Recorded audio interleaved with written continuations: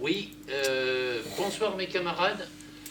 Nous avons décidé d'organiser une nouvelle conférence ce 14 décembre et nous avons l'honneur et l'avantage d'inviter, d'avoir à nos côtés Hélène Hernandez qui anime depuis de nombreuses années l'émission Femmes libres sur Radio Libertaire, et le thème de notre conférence et de notre causerie syndicale et ouvrière, c'est sur la question du féminisme et du syndicalisme, qui doivent marcher du même pas.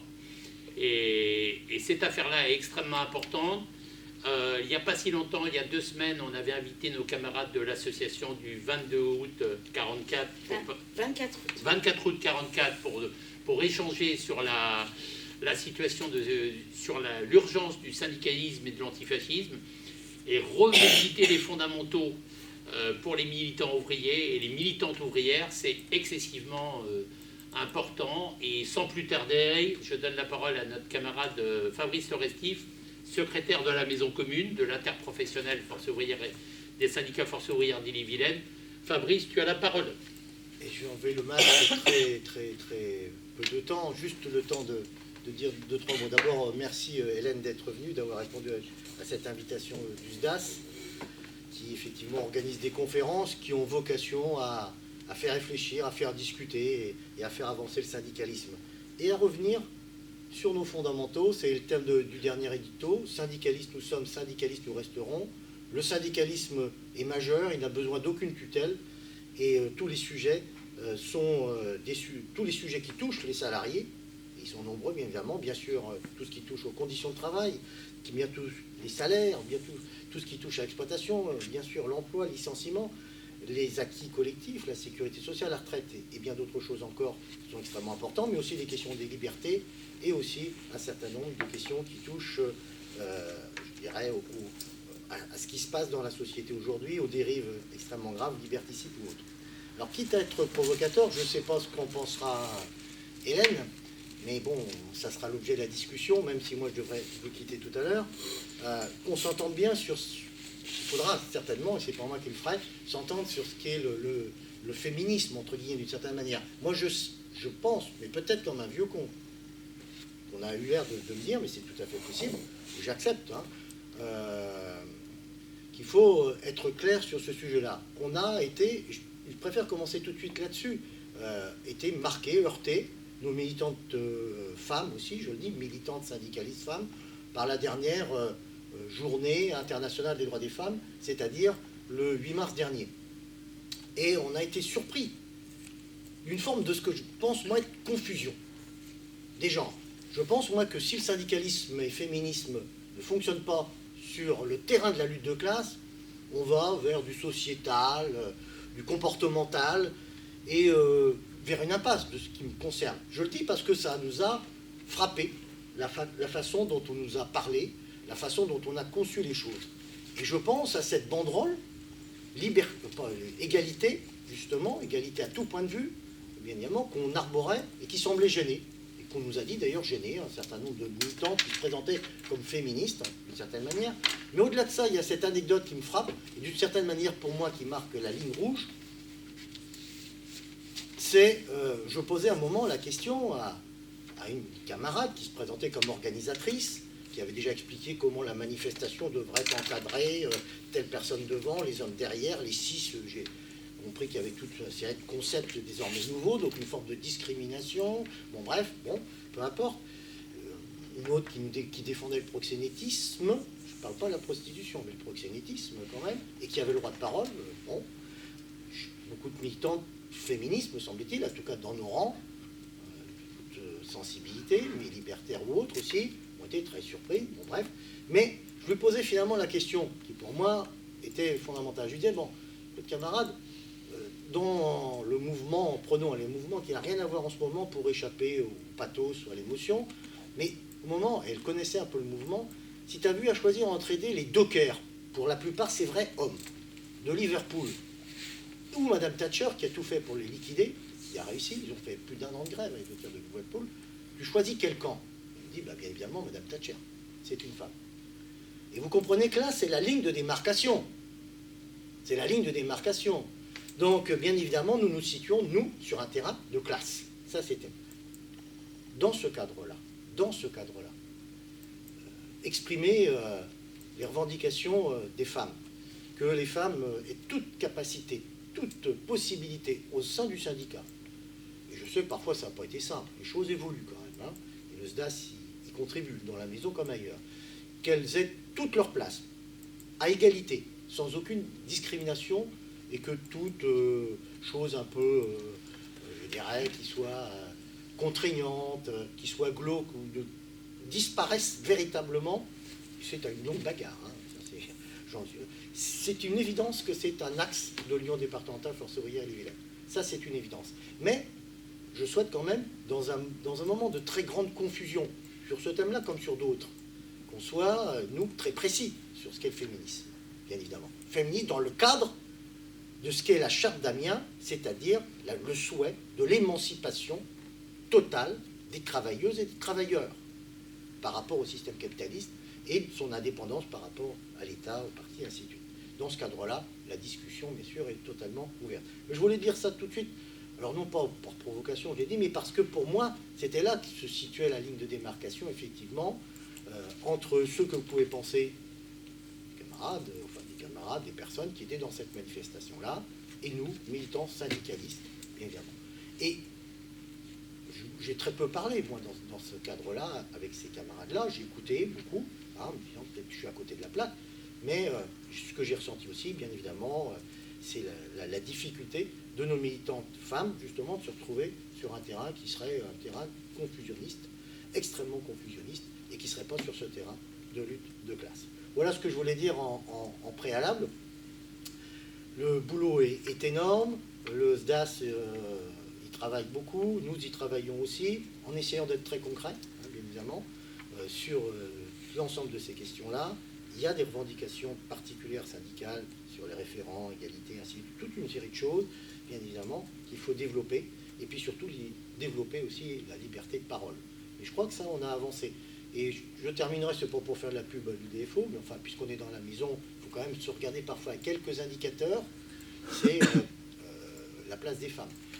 À noter que, et je vous félicite, hein, mais pas pour être pas pour être à la mode, parce que c'était un souhait véritablement, que dans tous les derniers stages depuis 4 ans, on note les stages découverts, donc les militantes ou les militants qui souhaitent après s'investir un peu dans l'interprofessionnel. On était à 25% il y a encore 10 ans, femmes, 75% hommes. On a évolué jusqu'à encore il y a 4-5 ans à 40-60. Les 3 dernières années, bon alors certes il y a eu des moments un peu plus compliqués en 2020-2021, mais on a quand même tenu des stages, que ce soit par visio ou encore en présentiel, malgré la difficulté. Mais déjà ça s'était amorcé depuis 2018 et 2019, on est au moins à 55. Au moins 55. Voilà. Alors après, je ne vais pas dire youpi, là, on est les plus forts, on est les plus beaux, mais c'est un élément. Ça veut dire qu'on se donne les moyens, effectivement, au niveau du syndicat, que les femmes prennent toute leur place. Voilà. Voilà ce que je voulais dire en préalable. Ce n'est qu'une petite ouverture, un petit élément. Je vais vous laisser discuter. Je vais insister un tout petit peu au début peut-être de la discussion, peut-être de ce que va dire Hélène, mais je serai obligé de partir tout à l'heure dans une vingtaine de minutes. Et puis voilà, je crois que tout ça fait œuvre utile. Après, on peut être alors derrière la justice sociale Paul Aumône, il y a toujours la phrase de Rosa Luxembourg, la liberté c'est toujours le droit de penser autrement. Donc on a, à force ouvrière, le droit de penser autrement, y compris de penser que ce que je viens de dire est une connerie, ou prendre le problème par un mauvais bout, c'est tout à fait possible. La discussion est ouverte, à force ouvrière, elle est ouverte. Nous on donne un axe, après on discute, on essaie de s'enrichir de tout ça, sans hiérarchie. Sans hiérarchie. Je ne suis pas le directeur de conscience des militants de force ouvrière, je suis le porte-parole, je porte notamment le mandat qui me sont confiés lors des instances, les bureaux, les commissions exécutives, les assemblées générales. Et je crois que je suis assez, comme Jacques, hein, mais beaucoup sur le terrain. J'étais avec les camarades du transport en grève, femmes et hommes d'ailleurs, et avec les camarades de Carrefour en grève à 4h du matin, Jacques qui était là aussi, avec les camarades des organismes de sécurité sociale, tout ça pour parler de la semaine, ainsi de suite. Le médico-social qui était en grève massive et en manifestation mardi de la semaine dernière. Enfin bref, on est vraiment au contact, et c'est ça qui nous fonde, nous, à l'UDFO, c'est sur le terrain, le terrain, le terrain, le terrain. Voilà, salut Isabelle. Voilà, voilà. Voilà, j'ai fini ma petite intervention. Bien. Oui, alors, sans attendre, et Hélène, comment tu as le micro libre vert et c'est important que tu puisses déplier ta pensée et nous dire le caractère essentiel de cet engagement féministe et syndical et comment on peut faire la liaison et la complémentarité de lutte essentielle et émancipatrice. Surtout que Fabrice a dit un certain nombre de choses, il va falloir que j'y réponde, c'est évident. Bon, alors déjà, qui je suis, parce que ça peut paraître quand même important, de se situer pour qu'après vous compreniez pourquoi je vous parle de tout ça, quoi. Voilà, moi je suis quelqu'un qui a milité très jeune, à 16 ans, dans mon lycée. J'étais dans un lycée qui maintenant s'appelle Louise Michel, mais à l'époque s'appelait lycée classique et moderne. Et dans le lycée technique qui était à côté de notre lycée, une jeune fille, maintenant je dirais peut-être une jeune femme, mais à l'époque on disait une jeune fille, venait d'accoucher dans les toilettes. Et à 16 ans, on a plein d'illusions dans la tête. On se dit, mais c'est impossible qu'elle n'ait pas parlé à ses parents, à ses profs, à ses copines, qu'elle était obligée de le faire caché. Et à la suite de ça, elle a été virée du lycée. Donc notre lycée s'est mis en grève immédiatement pour sa réintégration. Mais en même temps, ça a commencé à nous faire réfléchir quelle était la situation de nous, les filles. Bon, alors je vous donne la date, c'était 1971. Et donc, on a bloqué la Nationale 4, parce qu'on est en banlieue, Nationale 4 qui va vers l'est de la France. Évidemment, qu'il y a eu les flics, enfin tout ça, mais on était des centaines et des centaines à bloquer la Nationale. Et quelqu'un, je ne sais pas qui, me dit, tu sais,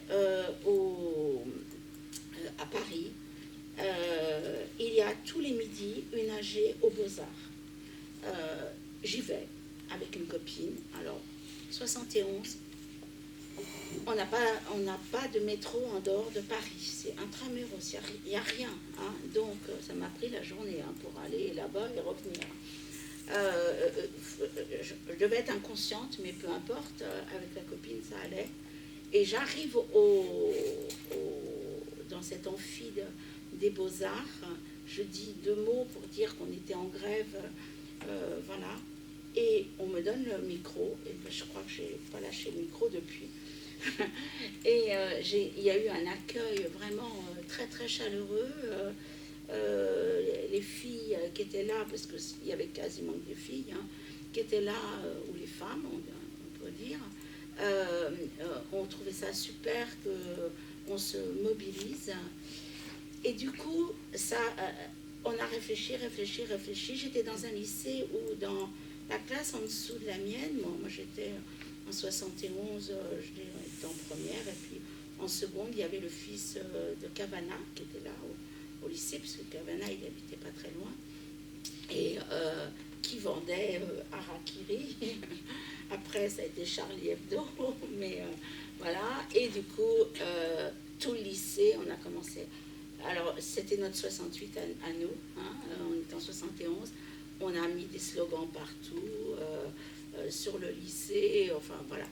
Bon, après, la suite, ça a été Marie-Claire Chevalier pour le droit à l'avortement.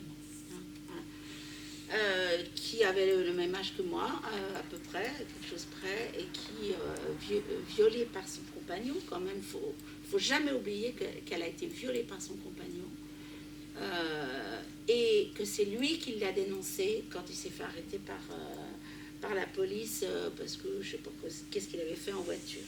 Et pour s'en sortir, il a dénoncé sa copine, qui avait donc avorté, avec l'aide de sa mère et puis de plusieurs femmes.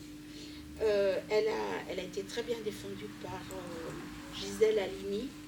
Et moi, Gisèle Halimi, c'est une grande personne pour moi, très forte. pas que pour l'avortement, ce qu'elle a fait par rapport à l'Algérie aussi, par rapport à plein d'autres. Je ne veux pas faire une conférence Les Espagnols, sur Gisèle. l'antifascisme. Voilà, je ne vais pas faire une conférence sur Gisèle Halimi, mais pour moi, c'est quelqu'un de très très important. Ça m'a permis de rentrer dans des groupes femmes, à la fois quand j'ai fait mes études à l'université, et puis à la fois dans la ville. Je donne un exemple. On n'avait pas beaucoup de moyens, on était étudiants. On achetait des livres. Chacune, on achetait un livre. Alors, dans le groupe femmes sur la ville, on allait sur le marché. On avait une table de camping. Et puis, les livres qu'on avait achetés, qu'on avait lus, eh ben, on les mettait à disposition pour les gens. Et à l'époque, c'était des francs, évidemment, et on leur demandait 1 franc pour emprunter le livre, et ça nous permettait d'acheter d'autres livres. Voilà. Mais comme on mettait des livres, on choisissait les livres, il fallait les lire, il fallait les comprendre, et entre nous, on échangeait. Et ça a été très formateur pour moi, très, très formateur.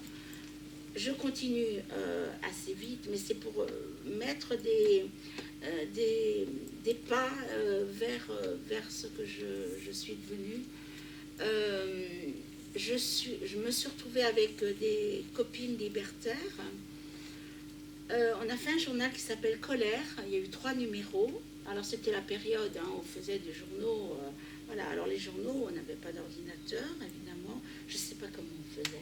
Je ne sais pas comment on faisait pour se réunir, comment on se prévenait les unes. On n'avait pas de téléphone, on n'avait pas d'ordinateur, téléphone physique, hein, on n'avait pas ça, parce que les téléphones à Paris, il n'y en avait pas. Il n'y avait que les commerçants qui avaient des téléphones, et puis les administrations, mais le Kidam n'avait pas de téléphone. Moi, j'ai eu un téléphone, 10 ans plus tard, quoi. Et du coup...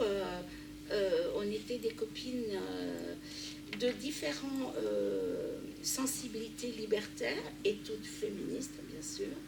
Et on s'est réunis pour faire ces 3 numéros de casserole.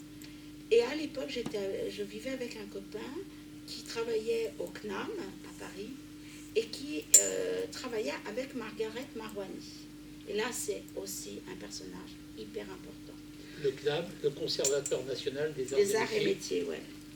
Voilà, il y a plusieurs CNAM dans toute la France. C'est pour ça que je précisais que c'était Paris, mais c'est vrai que Paris, c'est un peu à la maison mère.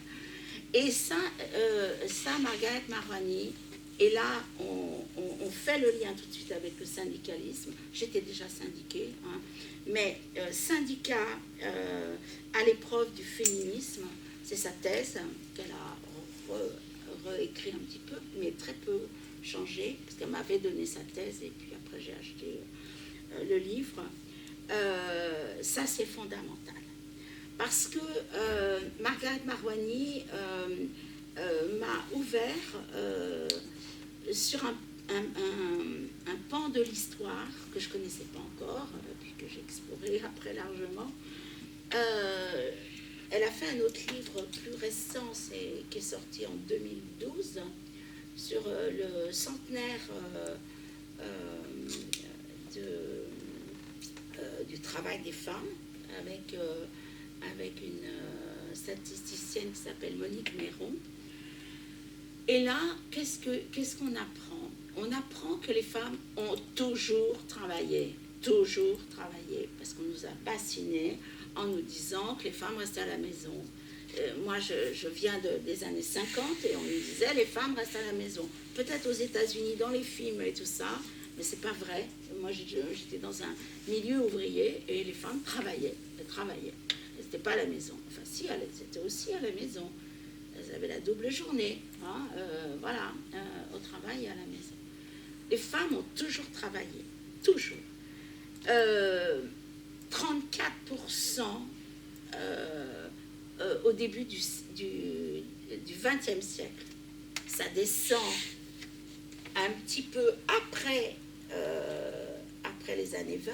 Ça monte évidemment pendant la guerre de 14, ça c'est évident, puisque là, les hommes étaient au front, il fallait remplacer sur des postes où les femmes n'avaient avant pas le droit d'être.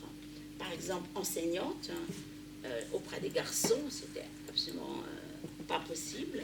Hein, voilà. Les enseignantes, on en reparlera parce que c'est quand même une profession qui a été la première syndiquée.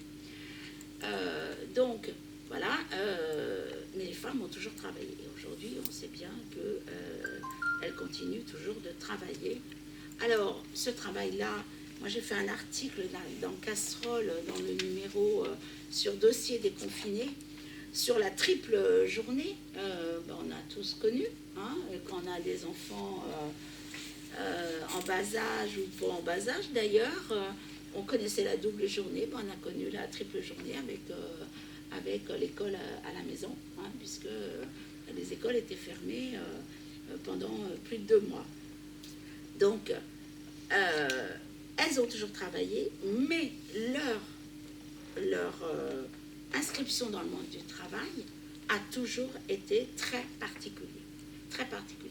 Pourquoi? Et il reste très particulier. Vous êtes dans un secteur où tu dis, aujourd'hui dans le syndicat 50-50, vous êtes un secteur qui est très féminisé. Et moi, je viens d'un secteur de la santé plus que féminisé. Voilà, moi, ma profession d'ergothérapeute, c'est 88% de femmes. Hein, et je ne vous parle pas des orthophonistes, les infirmières, c'est 85%. Enfin, voilà, c'est très féminisé. Et c'est ça qui caractérise aussi les métiers des femmes. Depuis le début. Depuis le début. Pourquoi? Parce qu'on est, alors, pour reprendre là et amener une réponse à ce que tu disais tout à l'heure, pourquoi? Parce qu'on est dans un monde à la fois patriarcal et dans un monde capitaliste. Or, dans un monde capitaliste, il faut réduire le coût du travail pour que les actionnaire gagne au maximum. Et comment on fait pour réduire le coût du travail? Il y a 2 façons de faire, et le patronat le sait très bien. Il y a réduire le coût du travail avec des non qualifiés, et là on va choisir des gens qui sont sans droit, comme les immigrés. On va choisir des femmes qui sont aujourd'hui surqualifiées, mais on va leur donner des emplois non qualifiés, ou bien on externalise dans des pays à bas coût pour pouvoir se renflouer les poches. Il n'y a pas d'autre solution, et ça a toujours été comme ça. C'est Rachel Silvera, dans son livre « Un quart en moins », des femmes se battent pour en finir avec les inégalités de salaire, qui nous rappelle que le quart en moins aujourd'hui, donc 25% de moins de salaire pour les femmes, toutes situations confondues, c'est 25% de moins, plus ou moins, hein, des fois on dit 27, des fois on dit 19, bon, enfin on va dire 25, et c'est pas à cause du temps partiel. Elle nous rappelle, au début du XXe siècle, que c'était 50% de moins, ou même encore plus. Et pourquoi? Elle nous dit dans un texte, on justifie souvent le salaire d'appoint par des besoins physiologiques différents. C'est bizarre, hein? Physiologie, c'est à bon dos, hein? Il est vrai qu'au XIXe siècle, les rations alimentaires des détenus sont moindres que celles des hommes. Là, on parle de gens qui sont en prison. Même pendant les grèves, le secours attribué aux ouvrières est inférieur. Les travaux sur les salaires au XIXe siècle définissent d'ailleurs le salaire comme le moyen de subsistance de l'ouvrier et non pas de l'ouvrière.